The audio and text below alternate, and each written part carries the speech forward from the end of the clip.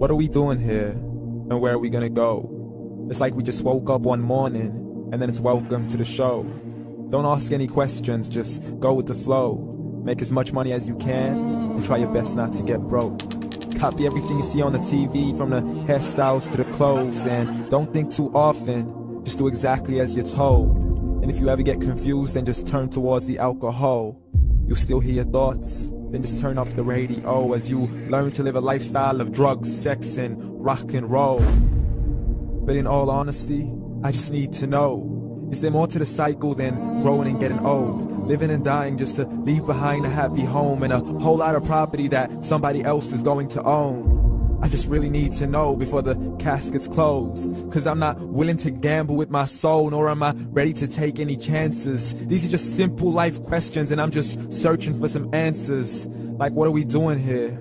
And what is our purpose? How did we get here, and who made us so perfect? And what happens once we go, or is this world all really worth it? Questions we don't answer because apparently we don't really have to. There's no purpose to this life and our existence is merely natural. Then in that case, please let me ask you, did you create yourself, or was it somebody else who had fashioned you? Cause you're a being that's impeccable, faultless and unparalleled. You're a product of supreme intelligence, and I'm merely being rational. For there isn't a camera on this earth that can come close to the human eye, nor a computer that can compete alongside the human mind. And if the whole world was to come together, we wouldn't be able to create a single fly. So many signs, yet we still deny. As science tries to justify that all this could come from none, when it's a simple sum. 0 plus 0 plus 0 cannot possibly ever give you 1. So from where did all this order come? For everything has its origins, a maker, a creator of its own. I mean, the only reason you're watching this video is because somebody had to press upload. So we can believe in the Big Bang, but I'd rather believe in He who caused it to explode. Allah, the creator of everything along with every single soul. The ever-living, the master, the only one who is in control. Unlike his creation, beyond our imagination. And no, he's not a man, nor does he have any partners in association. He's on his own. And no, he did not ever leave us alone.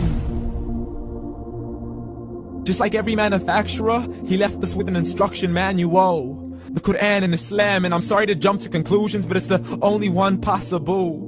The only definition of God is the one and only supreme being. It's logical, a book with 0 contradictions, with miracles that are both scientific and historical, all revealed over 1400 years ago, like the detailed description of the human embryo. The descriptions of the human embryo in the Quran cannot be based on scientific knowledge in the 7th century. To the mountains as pegs holding firm the earth below, and the 2 seas that don't mix in a complete separate flow. To the planets in orbit, alternating night and day as they stay in flow. The expansion of the universe and the creation of everything from H2O.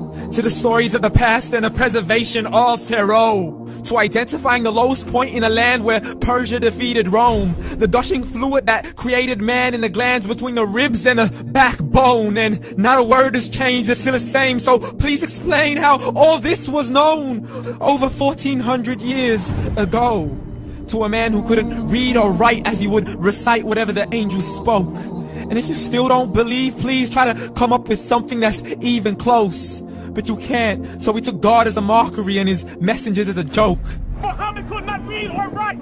How somebody who can't read or write gonna start a religion? Dismiss the scriptures as legends and tales of the ancient folk, as we live life according to our whims, desires, and hopes. Saying this life is the only home we will ever know. We will live then die, then simply turn to bones. YOLO! Correction, after the grass dies, the rain arrives and it regrows. And Allah promises to do the same thing to your very soul and bring you back from your very fingertips to your toes.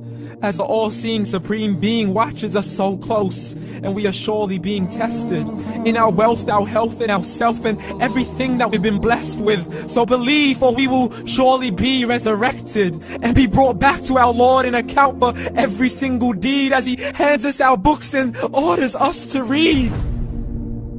From the bad to the good and everything in between. You yourself are sufficient for your own accountability, so don't be mad at me. You are the one who thought he wouldn't come back to me. I gave you a whole life long to search after me.